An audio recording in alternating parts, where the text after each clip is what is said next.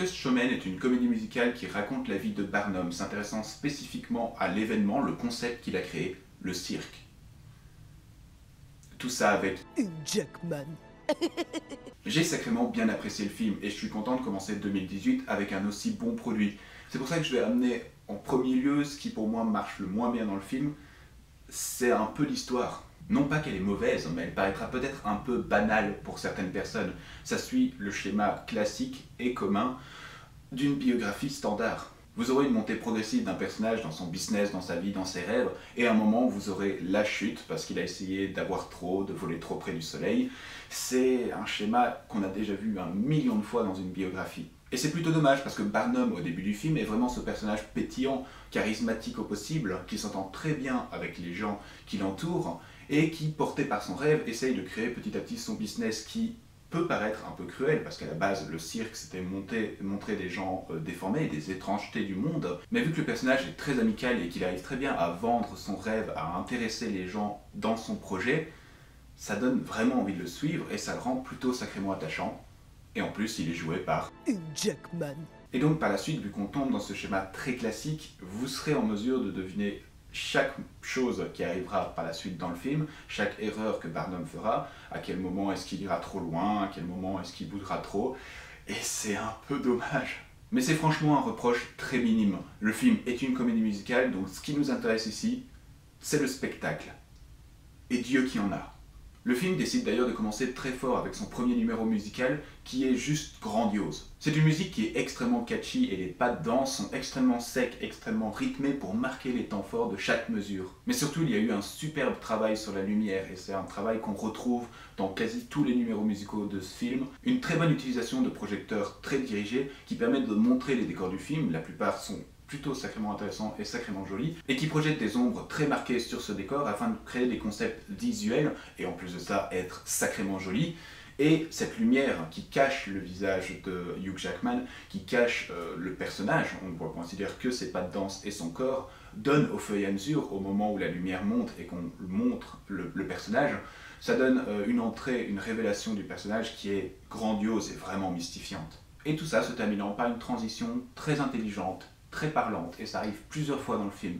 Des scènes qui se lient par des transitions extrêmement fluides, des ellipses extrêmement fluides, c'est un superbe travail de mise en scène. On nous expose par exemple, parallèlement à un numéro musical, des relations entre plusieurs personnages, les problèmes qui commencent à se placer entre ces différents personnages, et tout ça visuellement pendant que la musique a lieu.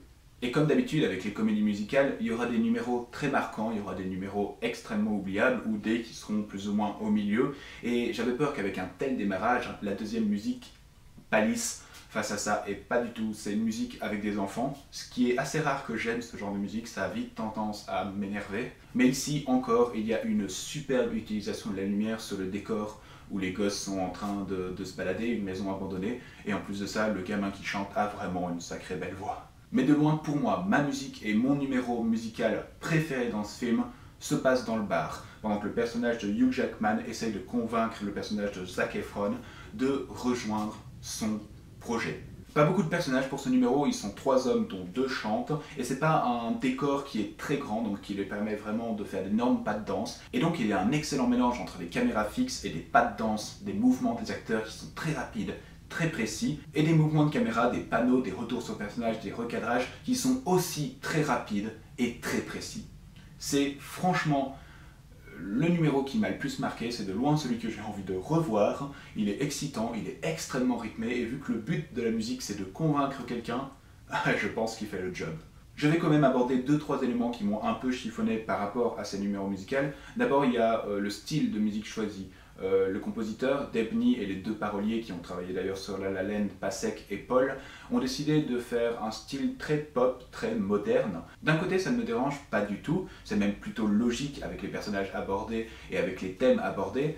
Le cirque de Barnum à son époque était étrange, et donc c'est étrange d'utiliser ce genre de musique contemporaine et moderne dans un temps aussi reculé. Et je ne peux nier encore une fois que ça donne un sacré rythme au film, ça lui donne du punch et ça lui donne un élan festif. Mais tout de même, avec ce style, je trouve que chaque musique pourrait se ressembler et je serais incapable par exemple de vous chanter la mélodie d'aucune de ces musiques. Je pense que ça a pour but de toucher un démographique plus jeune, plus moderne, ce qui n'est pas une mauvaise chose du tout, mais quand on arrive à des scènes où on nous vend la plus grande chanteuse d'opéra d'Europe et qu'elle nous chante une musique du style de Shakira, ouais, c'est un peu étrange. Encore une fois, c'est un reproche minime, je me suis beaucoup éclaté pendant les moments musicaux, mais j'ai plus l'impression que c'est dû à la chorégraphie, à la lumière et au mouvement de caméra, qu'à la musique réellement en soi. Le prochain reproche, lui par contre, a une plus grande importance dans mon esprit. Je trouve que l'enregistrement des voix d'acteurs-chanteurs font beaucoup trop studio. Je ne pourrais pas franchement dire d'où ça vient, ou alors il y a eu un problème de synchronisation entre ce que les acteurs ont joué dans le studio et ce qu'ils ont joué sur scène, ou alors c'est juste encore une fois dû au style qui rajoute des échos, qui amplifie les voix des acteurs. Ce qui fait que tout ça m'a vraiment paru plutôt fake, et j'ai jamais eu l'impression que les acteurs qui sont devant moi, devant la caméra en train de danser, étaient réellement ceux qui étaient en train de chanter. Je ne les sens jamais présents, et pour moi ça crée un rejet d'immersion de toujours se rappeler qu'il y a eu un enregistrement studio par derrière. Mais je le répète, et j'ai pas du tout envie de vous faire peur avec ces critiques, c'est un très bon film. Si vous aimez les comédies musicales, foncez, je pense que vous serez plus que comblés. Même si vous n'aimez pas les comédies musicales, c'est tout de même un film qui reste sacrément surprenant, même si l'histoire est assez commune, qui est sacrément bien foutu, bien réalisé, qui est plutôt prenant et sacrément excité, qui est bien joué, et en plus, il y a... Hugh Jackman.